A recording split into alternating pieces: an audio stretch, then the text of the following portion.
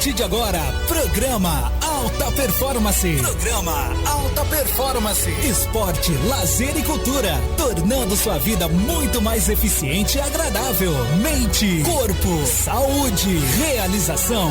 Apresentação, Albert, Davi e Hélio. A partir de agora, na Rádio Revale.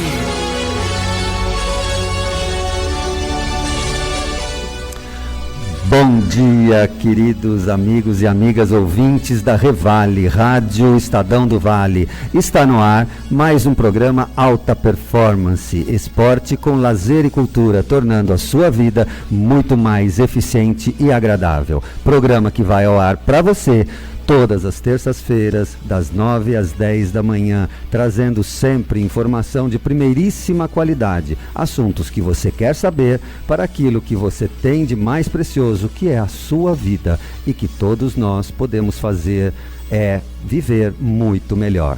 Agora são 9h05. Eu, Albert Busso, juntamente com Davi Souza Lima e Dr. Hélio Souza Lima, trazemos o programa Alta Performance, que vamos discutir hoje o tema educação. Como é que está a questão da educação no bairro em que vivemos, nas nossas cidades, enfim, como está a educação no Brasil.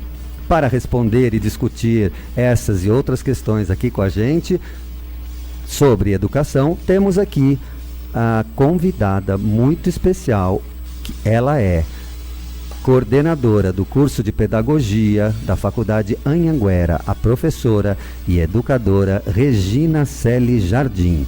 Para enriquecer este tema, queremos convidar você, ouvinte, a participar a qualquer momento aqui com a gente do programa Alta Performance. Você que também tem questões sobre educação no Brasil e quer saber mais, ligue para a gente. Nossos telefones são 3322 1290 ou no TIM 98184 3509, Vivo 99760 5737. E você também pode enviar mensagens no 011 99879 6251. Você também quer participar mais, quer enviar suas dúvidas, suas sugestões?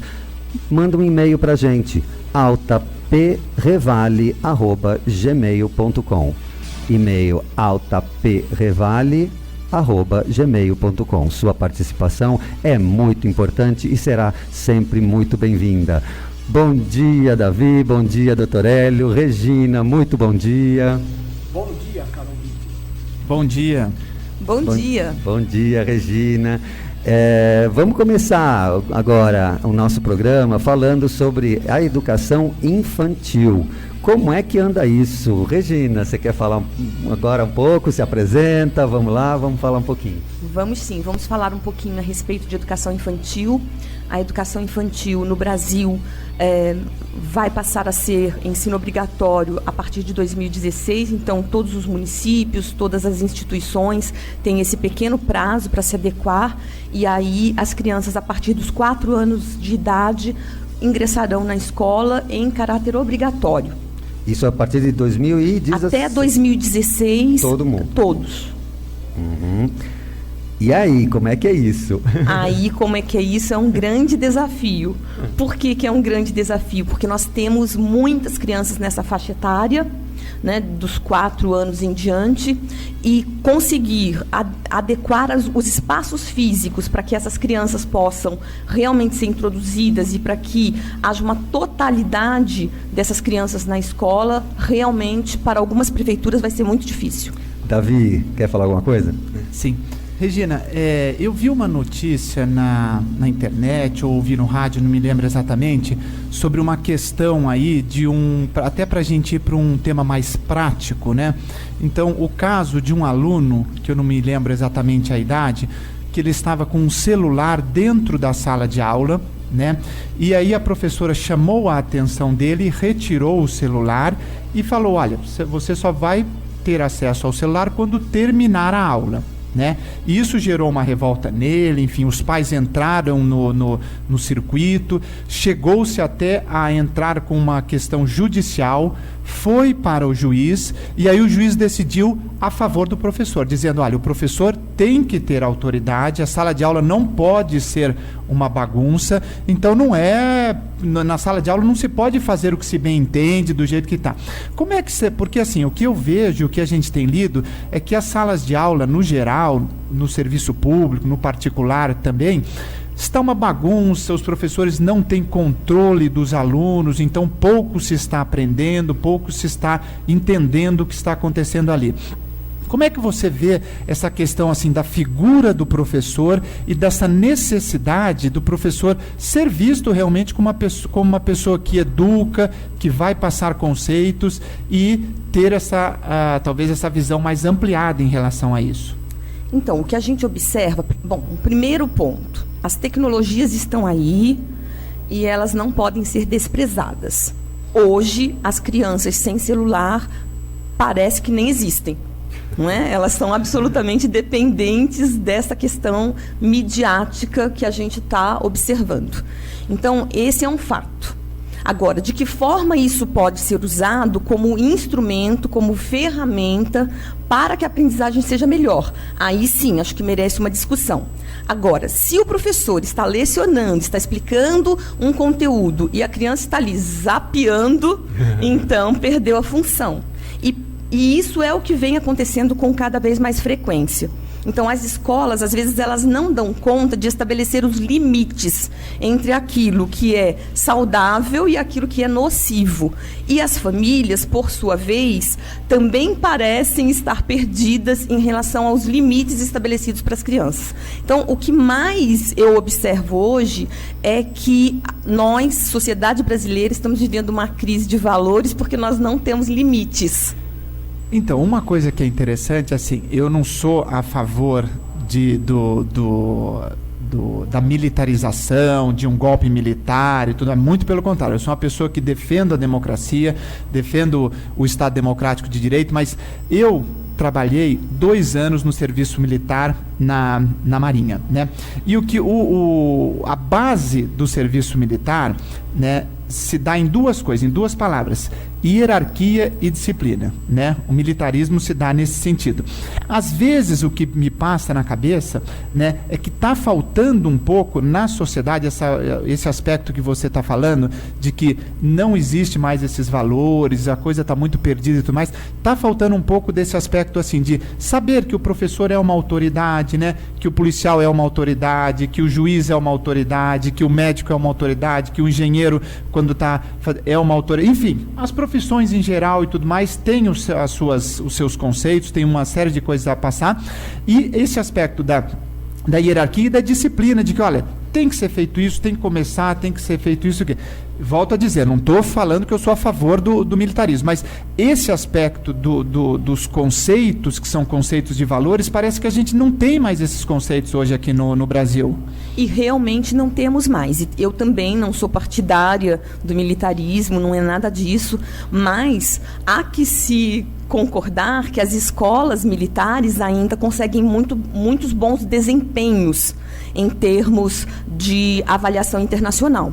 Então, por quê? Exatamente porque elas não perderam a questão da disciplina. Mas a disciplina não é um requisito apenas do militarismo. Então, nós poderíamos encontrar outras formas de valorização, principalmente no estabelecimento de limites e do exercício da cidadania. Ou seja, a minha liberdade vai até certo ponto, senão isso vira libertinagem. E nós vimos grandes potências, grandes civilizações que caíram. Por que caíram? Exatamente porque em algum momento se perderam neste sentido, não é? Então eu não tenho mais respeito pelas instituições, então eu não respeito a família, eu não respeito a igreja, eu não respeito o Estado, não respeito a figura de um presidente, de um vereador, de um prefeito, e aí eu não tenho mais modelos. Me parece que a educação brasileira está sem modelos. Gente, o Cláudio tem uma questão aí. Fala, Cláudio. Bom dia a todos, parabéns pelo programa. Bom dia.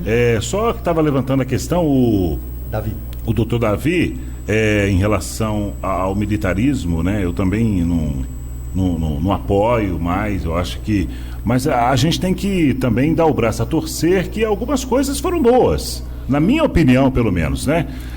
A questão da disciplina e tudo mais, tiraram do currículo escolar 2 matérias que, na minha opinião, eram imprescindíveis para o crescimento de uma pessoa como ser humano, com respeito e disciplina, que era a Organização Social, a OSPB e Política Brasileira, e Educação Moral e Cívica. Olha que importância tinham essas matérias para o cidadão, independente de ser da época da ditadura militar, e essas matérias foram banidas do currículo escolar. Então, elas foram banidas. Mário Sérgio Cortella, ele costuma comentar que o grande problema que nós temos aqui no Brasil é uma crise de valores morais. E o mais grave, se nós voltássemos a ter disciplina de educação moral, nós provavelmente não teríamos professores para ministrar essa disciplina. Então, começa das pequenas coisas, daquele CD que nós compramos e que não é um CD original, ou a bolsa. Então, vai até o mais extremo. Então, nós temos uma crise de valores mesmo no Brasil. E a formação desse professor precisa ser repensada, rediscutida. E a sociedade como um todo precisa se unir para isso. E você, ouvinte, está gostando? Quer participar? Participa, telefone 3322-1290. E eu queria voltar a um assunto que foi falado aqui, do celular, né? Realmente tem essa questão das pessoas usarem o celular de maneira indiscriminadamente, né? Não é só as crianças, né? Eu vou contar uma história. Outro dia eu fui dar um curso em Salvador. Quando eu estava voltando, estava sentado ali na sala de embarque, esperando o avião, né? Quando eu vejo 2 meninos de idade, uma menina e um menino da idade assim de 15 anos, por aí, chegaram e sentaram do meu lado. E os 2 estavam no celular.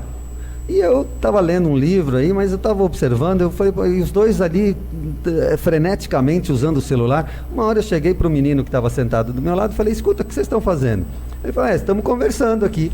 Eu falei, e não é mais legal vocês conversarem os 2, um olhando para o outro? Ele falou, não, tio, aí é muito mais legal, a gente manda figurinha e tal. Então, existe um uso indiscriminado. E conversando um pouco antes do programa aqui com o Dr. Hélio, a gente vê que, por exemplo, no Japão e em outros países, né, as pessoas na escola aprendem a usar o celular. Tem aulas de qual é a melhor utilização, para que serve e tal. E será que isso vai chegar aqui no Brasil um dia? Então, muito provavelmente vai demorar. O que a gente precisa entender primeiramente?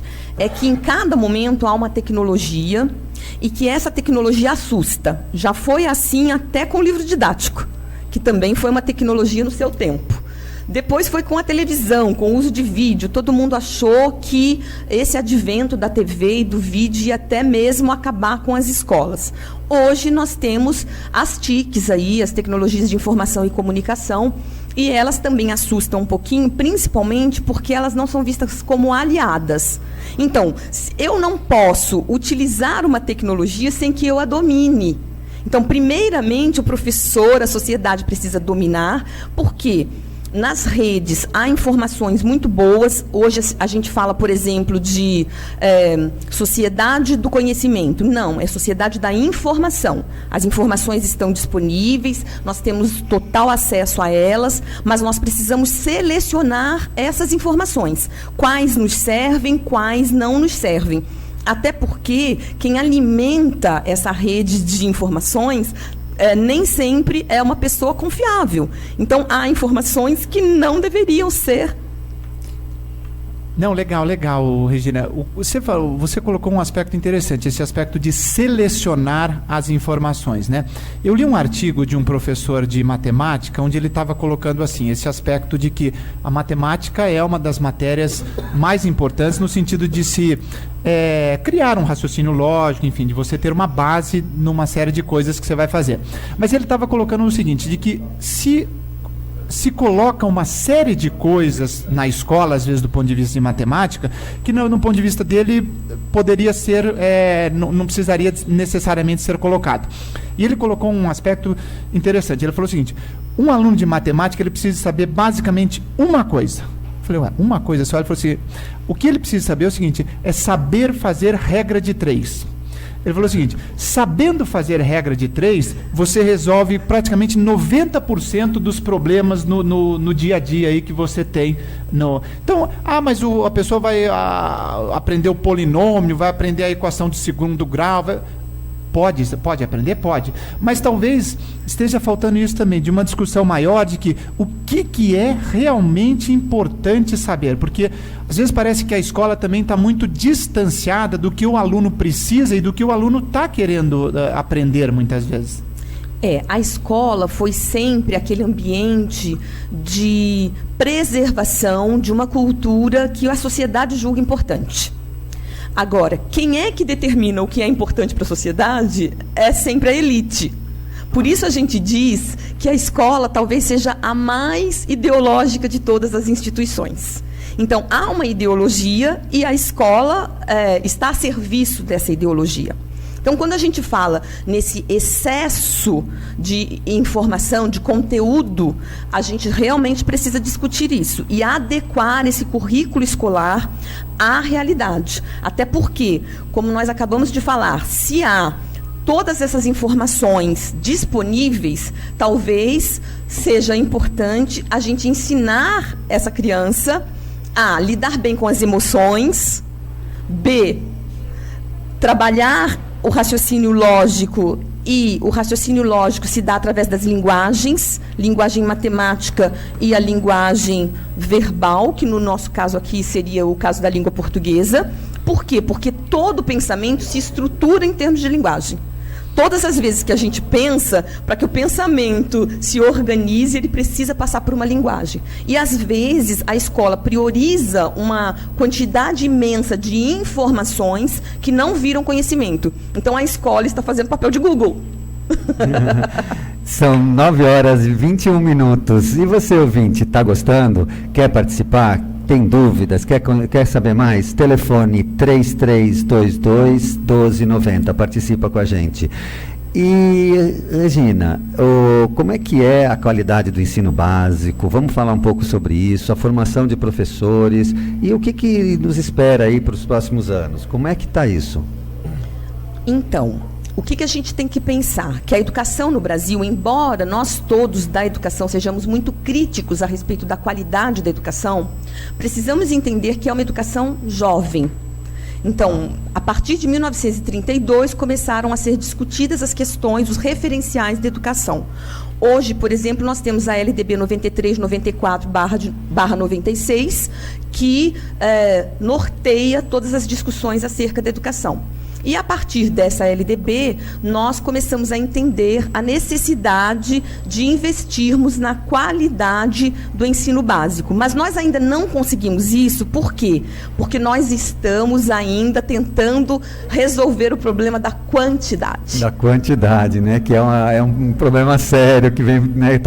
Parece que permeando o tempo todo, né? A gente fala da quantidade e pouco se fala da qualidade, né? Exatamente, porque precisamos colocar todas as crianças na escola. Estamos conseguindo isso praticamente no Brasil inteiro, mas em detrimento da qualidade, até por conta da formação dos próprios professores. São 9h22. O programa de hoje, Alta Performance, traz o tema educação. Doutor Hélio, os seus comentários maravilhosos, por favor, fala alguma coisa pra gente. Como é que está essa educação aí? Então, professora Regina Célia, eu estou muito satisfeito de ouvir essas colocações que a senhora está fazendo, e eu acrescentaria o seguinte: a educação é alguma coisa assim básica. Então, para resolver o problema da educação, nós precisamos de todas as pessoas. Não podemos excluir ninguém, tá certo? Precisamos fundamentalmente do professor, claro, mas precisamos dos pais, precisamos do cidadão. Então, nesse sentido, nós gostaríamos assim de começar a ouvir, prezado ouvinte, como é que você vê a educação no seu bairro? O que você vê de positivo na sua escola, na escola do seu filho? Ou se você não tem um filho lá, a escola é do cidadão, não é... Então, nós gostaríamos de saber a sua opinião, porque a partir daí, de uma pesquisa de campo, de nós sabermos como está na Vila Maria, como está no satélite, como está... Possivelmente, nós vamos levantar um arsenal de dados que vai ser possível, passando pela mão de pessoas especializadas, começar a detectar os mais importantes problemas e resolvê-los. Na minha opinião, para resolver isso, precisa de todo mundo, não pode excluir ninguém, tem que ser um consenso. Como é que a senhora vê isso, professora? Eu vejo de forma concordante. Por quê? O que acontece? Toda revolução, as grandes revoluções, elas não foram armadas. As grandes revoluções foram exatamente revoluções do conhecimento, revoluções na mudança do pensamento de uma determinada sociedade. E não nos parece que o brasileiro está pronto ainda para essa revolução. Então, a gente fala da qualidade da educação e todas as vezes que a gente tem eleição, a gente escuta por parte dos candidatos propostas para a educação que, na verdade, não são propostas. É apenas um discurso ensaiado, precisamos investir na educação. Sim, de que forma? Qual será esse investimento? Então, o que seria muito interessante seria um pacto nacional pela educação. A sociedade civil, os políticos, todas as instituições discutindo e chegando a um acordo a respeito do que fazer. E aí, a partir daí, traçar um plano de ação que não poderia ser um plano curto. Nós sabemos que se nós temos aí um século de educação com problemas, não vai ser em 2 anos, 5 anos que a gente vai resolver o problema. Nesse aspecto seria uma política de Estado, né? Então, assim, a gente tem que ter a sociedade junto com o governo, enfim, as pessoas em geral precisam de pensar o que nós vamos fazer nos próximos 20, 30, 40 anos, porque realmente a gente acha que, a impressão que passa é que sempre está apagando o incêndio, né? E também a questão é o seguinte, muda o partido que está no governo, aí tudo que um fez não é bom, então vamos mudar. E não funciona, a gente está vendo que está uma bagunça, o Brasil, as pessoas não estão sendo educadas e a gente está com uma série de problemas. Então, se a gente não pensar realmente, claro, tem que pensar a curto prazo, mas ter um plano de médio e longo prazo, a impressão que passa é que a gente não vai sair do lugar. Até porque essa educação que a gente pensa para os próximos anos, ela tem que ser repensada porque nós somos uma população virando adulta, envelhecendo. E aí, como é que nós vamos dar conta dessa situação, até mesmo do emprego? Então, nós temos os nossos jovens que passam 12 anos na escola, e pelo menos, né, porque a educação básica compreende atualmente a educação infantil, os 2 anos que seriam pré-escola, os 9 anos de fundamental. Então, hoje nós temos um ensino fundamental de 9 anos e 3 anos de ensino médio. Então, as nossas crianças passam todo esse tempo na escola e, ao sair da escola, não apresentam os mínimos requisitos para ingressar no mercado de trabalho. Por que não? Porque não foi trabalhada a questão da cidadania. Então, é a cidadania que tem que nortear esse pensamento no sentido de que nós possamos valorizar o saber construído, mas também que nós possamos transformar esse saber. O saber, há uma frase que diz assim, se não houver rebeldia, a sociedade não avança. Então, precisa de um pouquinho de rebeldia, não é? Para que a gente pense, olha, mas por que eu estou aprendendo isso? De repente, alguma outra coisa poderia ser mais vantajosa na construção dessa sociedade mais justa. Então, é isso que nós temos que buscar e traçar um planejamento que possa pensar para daqui a 20 anos nós já estamos muito atrasados. Os países que saíram à nossa frente, eles saíram à nossa frente exatamente porque eles tinham um plano para a educação, né, para a formação desse cidadão que se deseja. A escola precisa pensar qual é o cidadão que eu quero para o meu futuro e trabalhar nesse sentido. Doutor Hélio. Então, professora, eu também concordo com a senhora nesse sentido. São os jovens que fazem as grandes modificações. E todo jovem, ele contrapõe aos adultos, aos pais, aos professores, porque ele quer inovação. Agora, eu voltaria a um outro ponto, que é o seguinte: nós estamos no Brasil, nós somos, infelizmente, ainda um país que não tem assim muitos recursos e nós dilapidamos e não usamos adequadamente os nossos recursos. O que eu quero dizer? Quase todos os bairros da cidade têm uma escola, um prédio grande, um terreno grande, que abre na segunda-feira, digamos, às 7 horas da manhã, 8 horas, e fecha na sexta-feira. Sábado e domingo ele fica.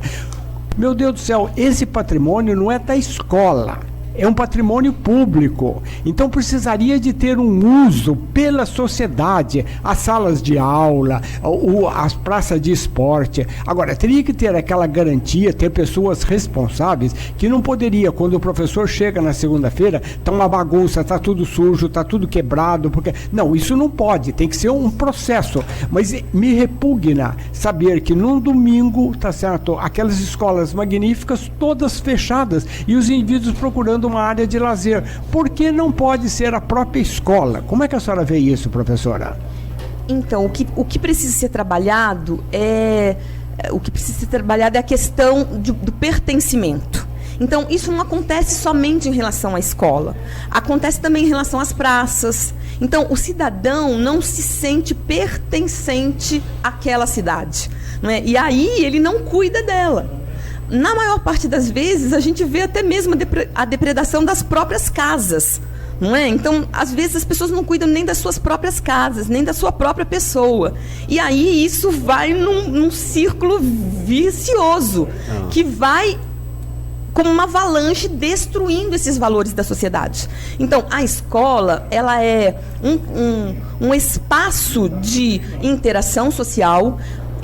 A gente não pode se esquecer de que é pela interação que a gente constrói o conhecimento, não é? Se eu tenho um conhecimento guardado só para mim, ele é inútil, não é? Então, esse conhecimento precisa dessa interação social. A escola deveria ser esse espaço de interação social, deveria ser esse espaço de questionamento, de revalorização. Essa escola deveria ser o espaço também do privilegiar do conhecimento, da construção do saber. Infelizmente, não é o que acontece. Por que não é o que acontece? Porque as pessoas não acham que a escola pertence a eles. Há esse sentimento de que, principalmente na escola pública, eu não pago a escola.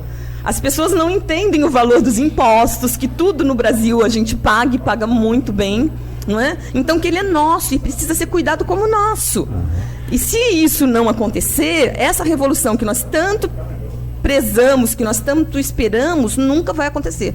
Então, nós seremos sempre uma sociedade que dita a sociedade do futuro, nunca a sociedade do presente. E parece que a educação não é só nas escolas, né? A educação está em tudo. São 9h agora e 31 minutos. Vamos daqui a pouco para os nossos comerciais, mas antes eu quero deixar no ar aqui essa questão que parece, será que vai mudar tudo agora? Temos aí que a partir de ontem, quando tomou posse o novo ministro da Educação, Renato Giannini, né, queremos saber quais são as expectativas para esse mandato. Será que alguma coisa vai mudar ou vamos ter essa mesma conversa que a gente vem ouvindo sempre? São 9h e 32 minutos. Vamos agora para os nossos comerciais. E você, ouvinte, que tem suas dúvidas, suas questões, quer saber mais, ligue para a gente, 3922-1290. Não saia daí. 3322. Falei 39? 39.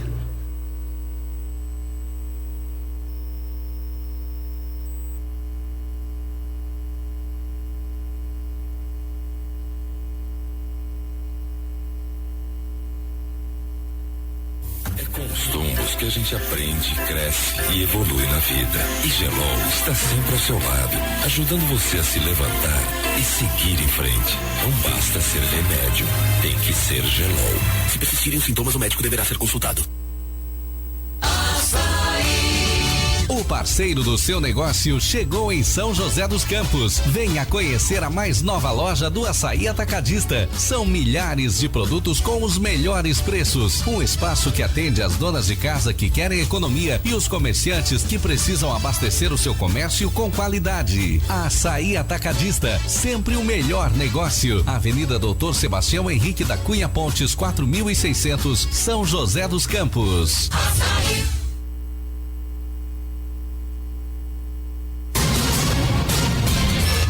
Atenção, ter uma vida longa, uma vida saudável e feliz deixou de ser privilégio de poucos. Associando-se ao Alcel, você pode ter e oferecer tudo isso à sua família. Conheça os benefícios do plano familiar Alcel. Acesso a médicos, dentistas, exames laboratoriais e ao SAMI, Serviço Médico de Emergência. Saiba mais sobre nós. Acesse alcel.com.br ou ligue 3925-8500. Alcel, uma empresa a serviço da vida e da saúde.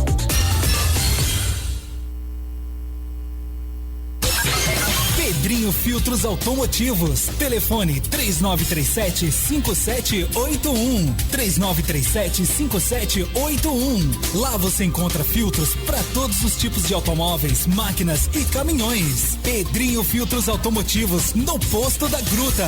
Telefone 3937-5781. 3937-5781. Pedrinho Filtros Automotivos.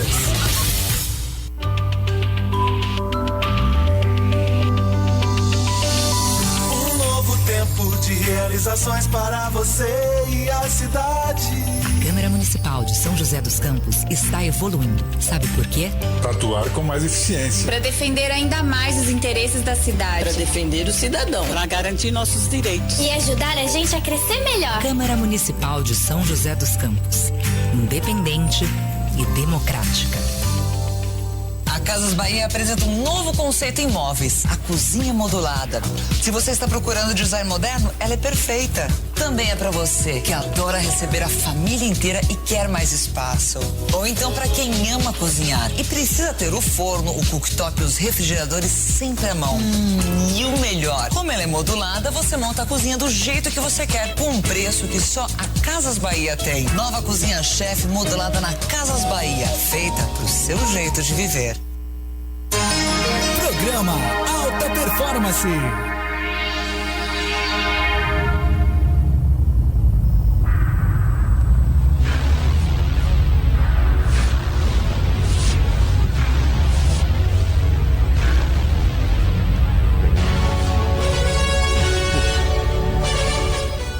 Bom dia, caro ouvinte, estamos de volta aqui com o programa Alta Performance aqui na Revale. E você pode, né, como sempre, participar aqui do programa. São 9h36 agora e deixamos no ar, antes do intervalo, a questão do novo ministro da Educação, Renato Giannini, que tomou posse a partir de ontem. Como é que estão as expectativas desse mandato? Você, ouvinte, participa com a gente. O telefone é 3322-1290. E aí, Regina, como é que está essa questão aí da educação, Davi, né, do ministro da Educação dessa nova posse? O que pode ser, o que a gente pode esperar disso? Bom, a primeira coisa que temos que pensar é que é um ministro que sempre fez oposição ao governo. Então, demonstra uma certa humildade por parte do atual governo em convidá-lo e, de repente, também demonstra bastante da democracia de ouvir outros segmentos da sociedade, aqueles que discordam dos rumos da educação pensados pelo atual governo. O ministro disse que a ênfase para os próximos momentos será a educação básica. Isso faz todo sentido, por quê? Porque se nós ainda não conseguimos essa qualidade que nós comentamos no primeiro bloco a respeito dessa educação básica, não adianta mesmo nós priorizarmos um ensino superior, né, que não faz parte da nossa educação básica, se nós ainda não conseguimos uma qualidade, pelo menos razoável, em termos de educação básica. Então, as mudanças serão nesse sentido, numa reestruturação. Eu penso que haverá uma reestruturação bastante significativa na parte do ensino médio, porque o ensino médio do Brasil tem estado muito perdido, porque nós não sabemos que caráter dará ele, de continuidade, não é? Que ele vai prosseguir os estudos no nível superior, ou de terminalidade, no sentido de que ele se profissionalize para que ele possa ingressar no mercado de trabalho. E é uma faixa etária, a que vai mais ou menos dos 15 aos 18 anos, sedenta de novidades. Então, a escola não consegue mais manter essa faixa etária dentro da escola. Se até os 14 anos, que é o fundamental, por mal ou por bem, o pai ainda consegue praticamente obrigar a criança a ir à escola, já que nós temos um ensino que prioriza apenas a frequência, Quando a criança chega aos 15 anos, o jovem, o adolescente, isso já fica muito difícil. Então, eu imagino que seja um governo, né, uma atuação por parte do ministro nesse sentido, de reestruturar, talvez repensar essa questão da progressão continuada, que não acontece no Brasil inteiro, mas que, por exemplo, acontece aqui em São Paulo. E conversando com o Dr. Hélio, nós, antes do programa, falávamos a respeito de países mais desenvolvidos, em que essa progressão continuada acontece, mas acontece de uma forma estruturada. Ou seja, a criança não precisa ser retida, ela não precisa ficar repetindo o ano porque ela vai ficar desmotivada. Mas ela, ao mesmo tempo, não pode ser promovida sem as condições mínimas para prosseguir os estudos.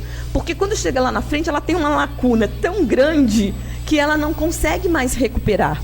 Se uma criança teve problemas lá na alfabetização, por exemplo, o que é que ela fez nos outros 5 anos da vida dela? Ela não fez nada.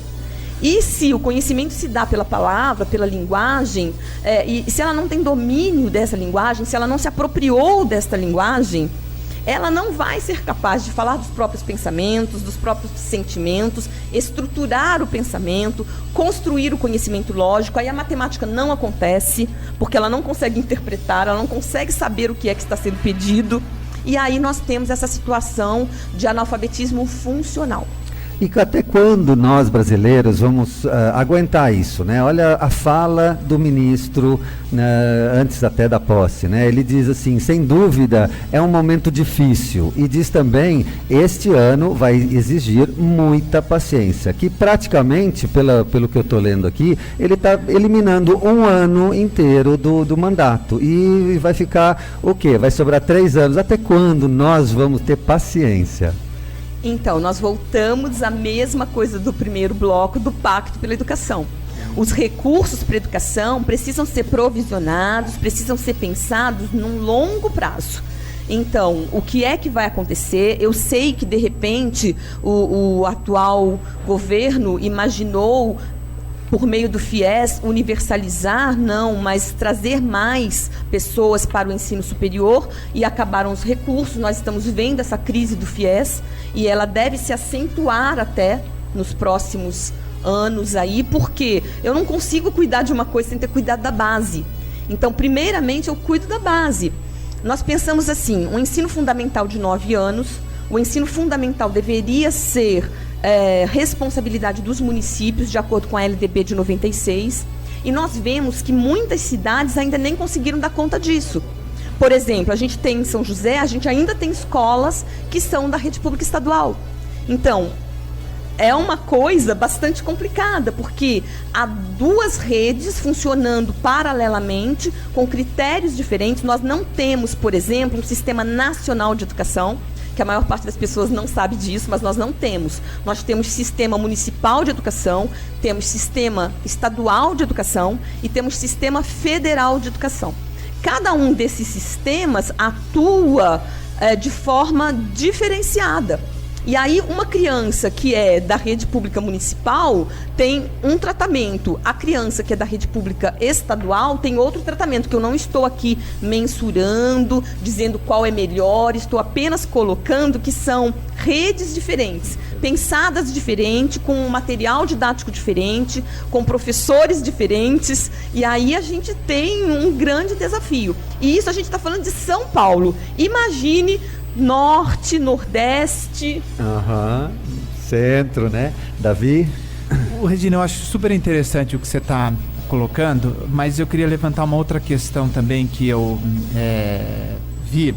Essa questão aí, por exemplo, eu vi um exemplo de uma criança, né, de um aluno que quebrou uma carteira de uma escola, né, numa escola pública, numa determinada cidade, e aí a escola discutiu isso e chegou à conclusão de que deveria chamar os pais, não só desse aluno, mas de outros alunos, no final de semana, para passar o dia ou passar algumas horas com aquele aluno na escola, e o pai, junto com a mãe, junto com a família, iria arrumar essa cadeira quebrada junto com o filho, né? A ideia seria mostrar para o filho, enfim, mostrar para a sociedade de que as coisas estão unidas, né? A família não é porque a impressão que passa às vezes é de que a família quer delegar tudo para a escola, fala, não, o problema da educação do meu filho é de vocês, né? E a gente sabe que não é assim. O aspecto assim de que a família tem um papel fundamental, a gente sabe que é importante. Então, querendo trazer esses pais, essa família, junto para a escola, e esse aspecto também que o Dr. Hélio colocou, de que usar mais o ambiente escolar, não só como você colocou as praças, enfim, os diferentes ambientes públicos que a gente tem, para a gente usufruir dessas coisas. Mas enquanto houver essa dissociação, né, de que parece que a família é uma coisa, a escola é outra coisa, a sociedade é outra coisa, as coisas parecem que não caminham, né? Como é que você vê isso? E realmente não caminham. Porque o que acontece é que a partir da Segunda Grande Guerra Mundial, com o advento das mulheres no mercado de trabalho, então as escolas começaram a preencher um espaço social para o qual elas não se prepararam. E a escola virou mais ou menos espaço de tutela. Então, as crianças vão e a escola toma conta. A escola ainda é uma instituição valorizada pela família neste sentido. A família acredita que na escola a criança está bem, ela está segura, mas não há a contrapartida do conhecimento. Se até há um certo tempo a escola era o lugar de transformação daqueles saberes considerados imprescindíveis para a sociedade, hoje, que saberes são esses? Então, há uma crise, que a gente volta à situação do primeiro bloco, que me parece ser uma crise moral, uma crise de valores. Então, passa por essa questão de pertencimento social, passa por essa questão de cidadania, passa por essa questão da diversidade das famílias, que as famílias são muito diferentes hoje do que eram há 50 anos. Então, e ninguém pensou nisso. Como também não se está pensando nas consequências deste contato social, desta interação social para os próximos 20 ou 30 anos. Então, se nós não pararmos hoje para pensar essa escola, esse comportamento social que nós queremos, essa questão de construir, de ajudar o brasileiro a ser um cidadão do mundo, que não jogue lixo na rua, que não piche os monumentos, que respeite os espaços públicos, que vá ao banheiro e utilize o banheiro como se fosse o banheiro da sua casa. Então, se a gente pensar, são desafios imensos, não é que passam pela escola, mas passam pela sociedade. E olha só, até o que nós podemos esperar dos próximos anos, né? O ministro, ele está dizendo aqui, né, o Renato Giannini, ele está dizendo que ele vai cumprir a promessa da presidente Dilma, né, de construir 6 mil creches no país.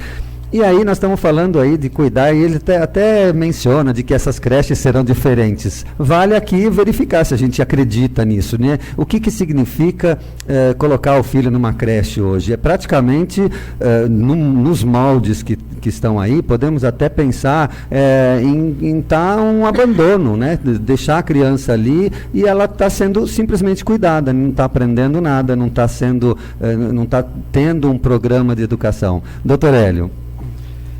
Então, eu localizaria alguma coisa, professora, que a senhora disse em consequência, que seria o seguinte: eu penso que a primeira coisa para a gente resolver um problema é a gente localizar esse problema, qualificá-lo e quantificá-lo. Então, eu acho que o mais importante problema, é difícil a gente falar isso, mas digamos, em uma escola, em uma sala de aula, é o seguinte: eu tenho uma sala de aula para 15, 20, 30 alunos. Eu preciso de acabar com a ideia de que aqueles 15, 20, 30 alunos, eles são iguais, eles são diferentes. Então, eu como professor preparo uma aula numa situação média, mas eu vou encontrar alunos assim que não conseguem de uma primeira, assim, e outros que eu nem acabei de falar, ele já resolveu o problema.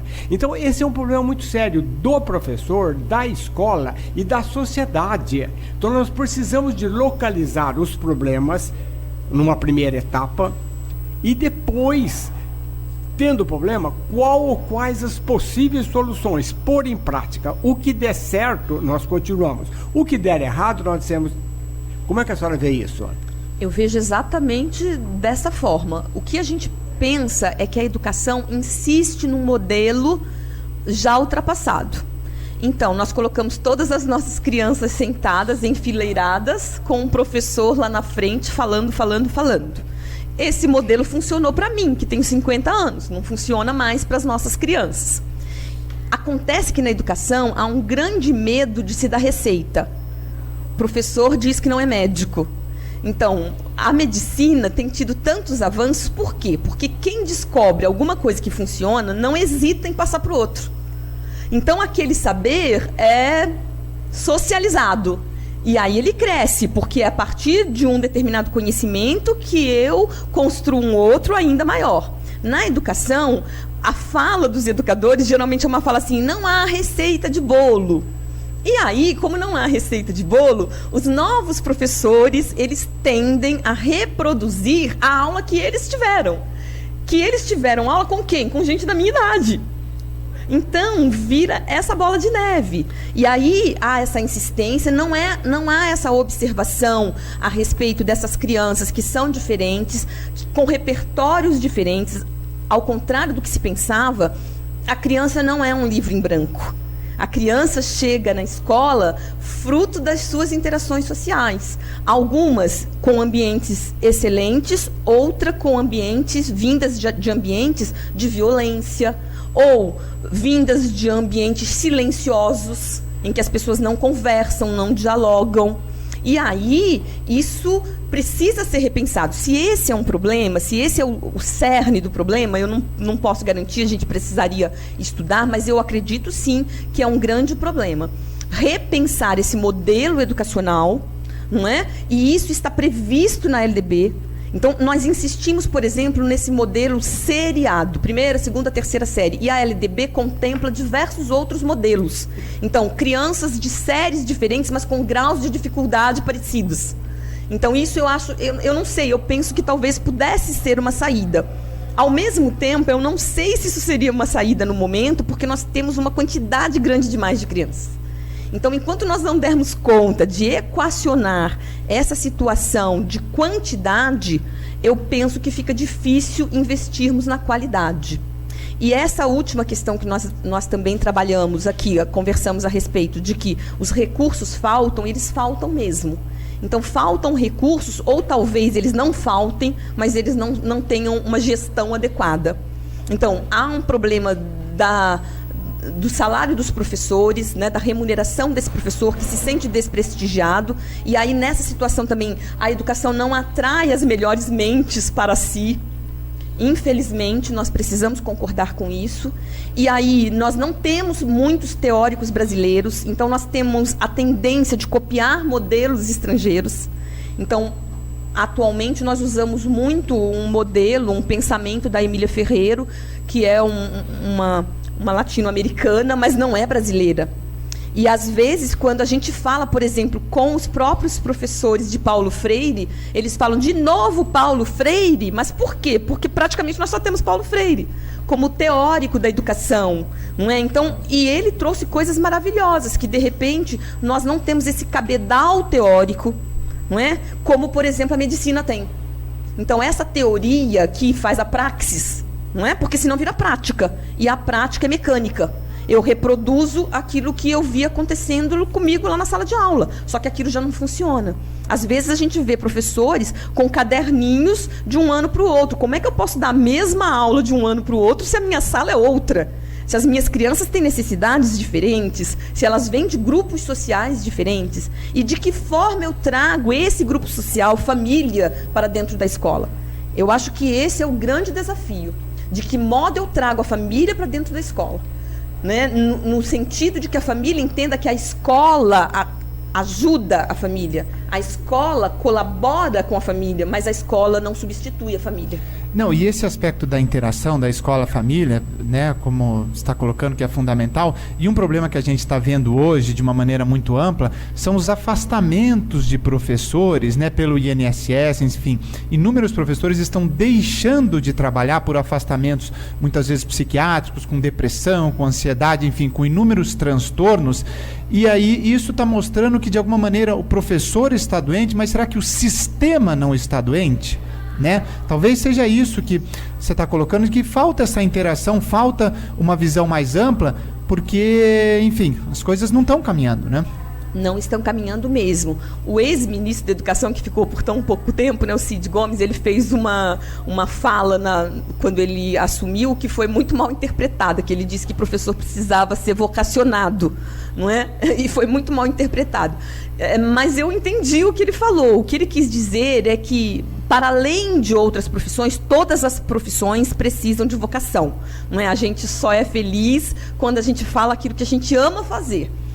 E o professor precisa disso, o professor precisa gostar de gente, o professor precisa perceber a importância que ele tem nessa sociedade, na formação dessas novas mentes, dessas novas crianças. Da mesma forma que o médico, se ele não for vocacionado, se ele não for uma pessoa que veja o lado humanístico, ele vai apenas verificar imagens de exames, né? Quando, na verdade, às vezes o paciente só quer ser ouvido. Não é? E isso já resolve o problema. Né? E ele não vai ser feliz fazendo o que ele está fazendo. Ele vai cumprir a tarefa, mas não vai ter um bom desempenho, como também o professor. O professor precisa entender isso, que ele precisa ouvir. Não é? Ouvir a sociedade, ouvir aqueles alunos, quais são os problemas que essa criança traz, por que ela enxerga aquele determinado conteúdo como um problema, por que aquilo não faz o menor sentido para ela. Porque criança é curiosa.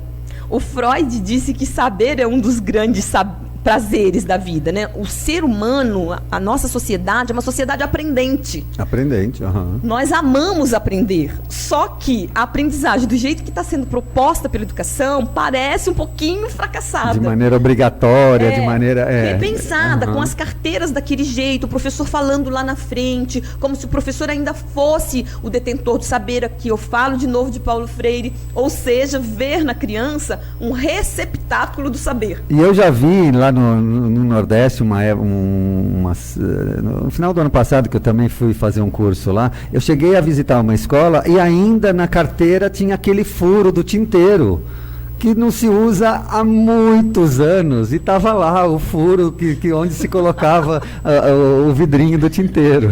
Então, foi isso que eu falei. Se a gente aqui no Sudeste, a gente tem esses problemas que eu falei, né, a respeito de que nós ainda não conseguimos deixar todo o ensino fundamental municipalizado, que nós ainda temos redes diversas atuando de formas diferentes, que nós ainda não conseguimos esse Sistema Nacional de Educação, imagine nas regiões mais longínquas, nas regiões com menos recursos econômicos, o que não deve acontecer.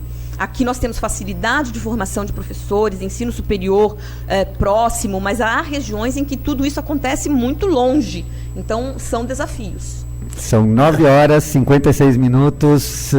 Vamos encerrar daqui a pouquinho o nosso programa, mas antes queremos ouvir o doutor Davi. O doutor Hélio. Então, professora, eu acho que tem alguns pontos que nós estamos concordando. E eu acho que os brasileiros, de uma maneira geral, concordam. A educação é um problema nacional. Sim. Nós precisamos de resolver isso daqui.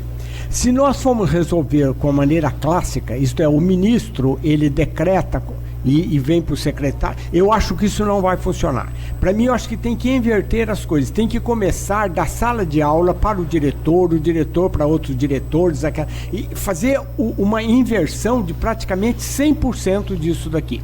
Na hora que se faz isso daqui, tá certo? Claro, o ministro ele tem que dar as diretrizes, mas aquilo que ele está falando, para botar em prática, precisa saber se o diretor está capacitado, se o professor está capacitado, e o que é mais importante, se aqueles alunos estão preparados para absorver aquele nível. Se não, tem que passar por cima de tudo e chegar no nível da criança, tá certo? No nível do professor, no nível do diretor, e suspender daí até chegar ao ministro. Claro, tem que ter uma orientação. Mas se não tiver isso daqui, eu acho que nós vamos ficar boiando. Como que a senhora vê? Eu concordo. Eu acho que nós vamos ficar patinando, andando em círculos, não é? Sem sairmos nunca do lugar. É muito importante nós entendermos que a educação precisa de repartir saberes, da mesma forma que eu citei outras áreas do conhecimento aqui. Então, é necessário que aquele que consegue um êxito em determinada área reparta isso com os demais professores. É necessário que nós tenhamos um olhar mais carinhoso para as periferias, para os lugares com menos recursos. Há uma necessidade de investimento na formação continuada do professor, e eu estou falando de formação continuada e não de capacitação, porque todo mundo é capaz de alguma coisa, mas a gente precisa entender que a gente nunca está pronto. Não é? Então, se eu sou professora há 20 anos, ou há 30, ou há 50, eu ainda sou sociedade aprendente. Preciso ter esses olhos voltados para o novo grupo social, para as crianças, para que eu possa falar a linguagem deles.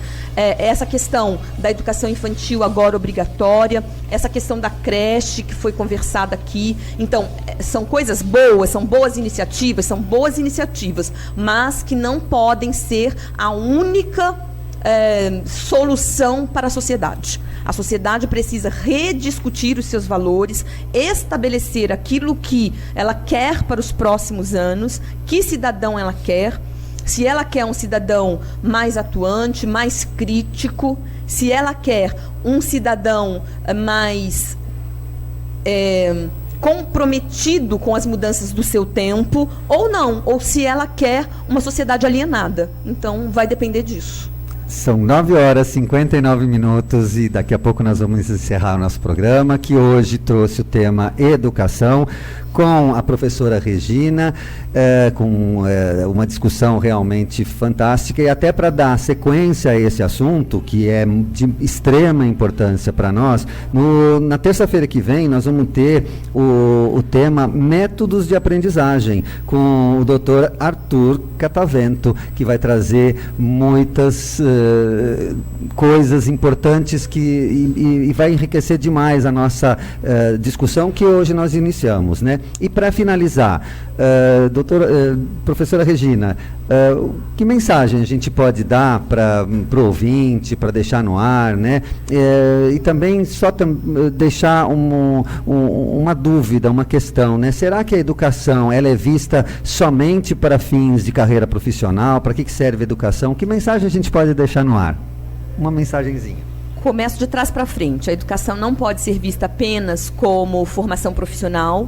Não é? A educação é para além disso, é para que a interação social aconteça de maneira mais humana.